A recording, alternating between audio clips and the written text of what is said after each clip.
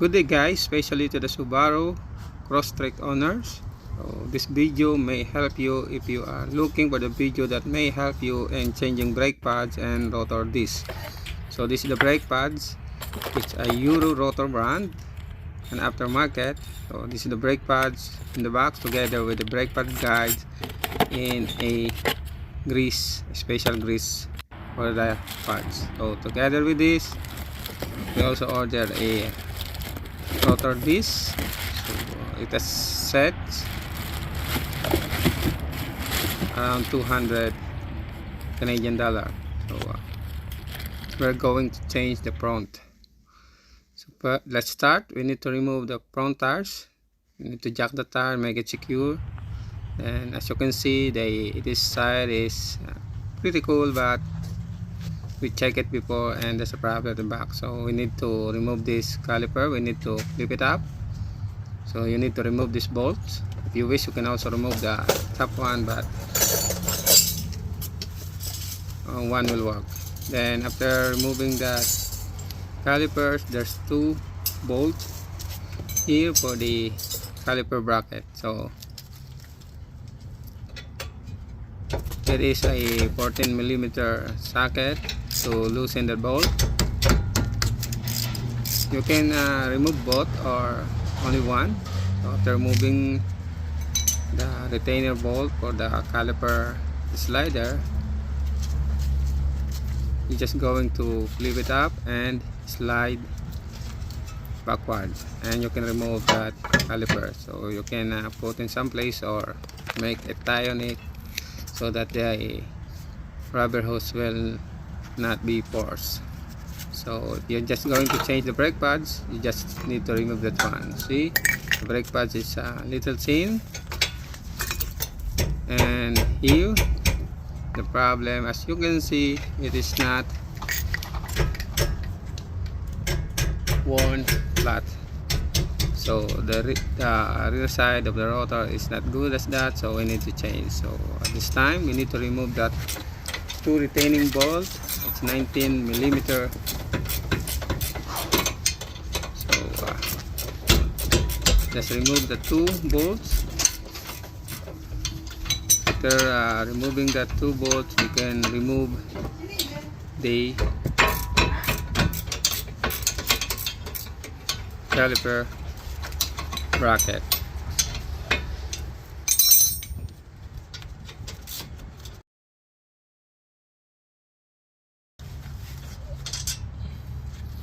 After removing this bracket, so we can now pull out the rotor disc. If it stuck up, there's a two hole there. We just bolt it with 12mm and it will force out. So this is the brake pad, the old one, and the rotor disc.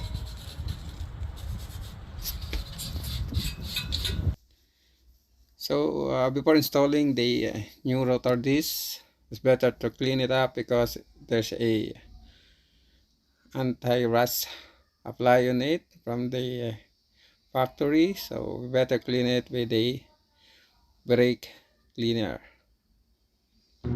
If you have a thread lock, it's better to apply on the bolt that you're going to return, as well as a anti-seize compound on the sub so that the rotor will not stick. We also painted the caliper as well as the bracket. Since we already removed it, it is on your choice if you are going to do the same.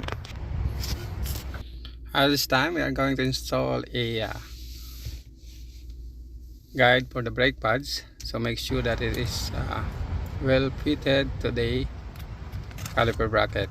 So you can also apply the special grease on it, like that one. Check carefully if it's fitted. That is the new one. Now you can put the rotor on it. Just put it like that. It's just a reverse procedure on how you remove that one. So this is a bracket bolt applied with a thread locker. So just make sure that after installing it, it is well tight.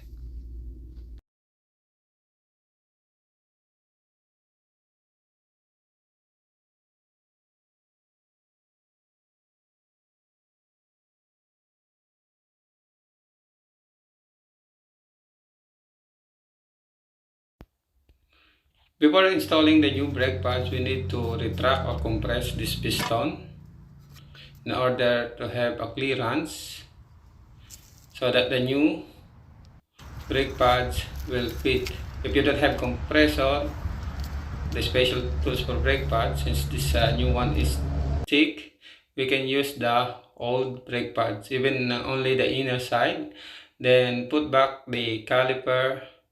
You can just hand tight the bolt in order the caliper to secure in place. Then you can use this technique using the screwdrivers to force the piston in so that we can compress it. So slightly force the screwdriver, then the caliper will move outside, forcing the piston to compress.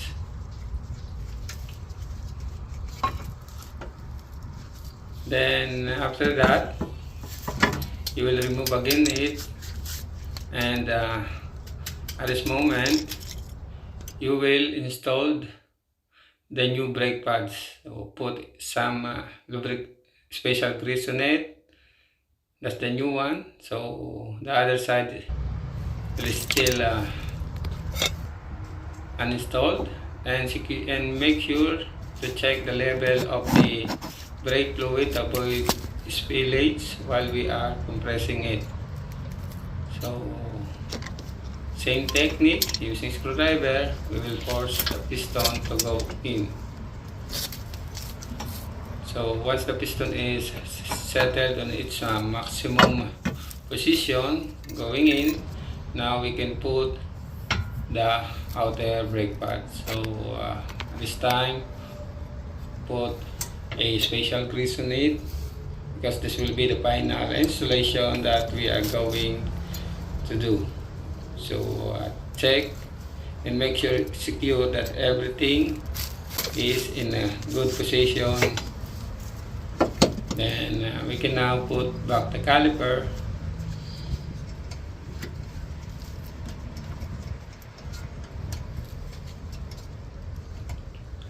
Securing with the two retaining bolts.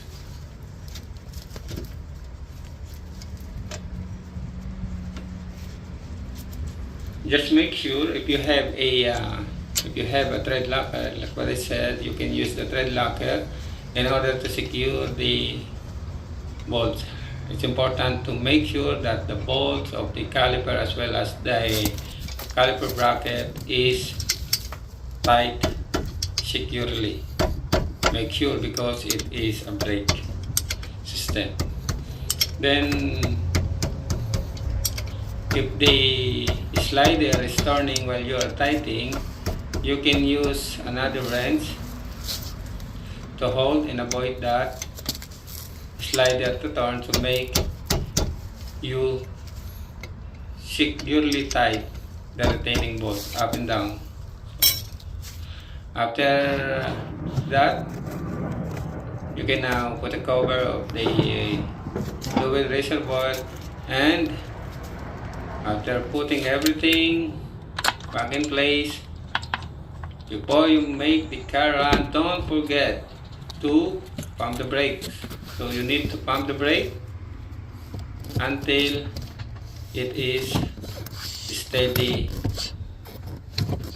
and braking good. So thank you for watching. Hope this video will help you guys.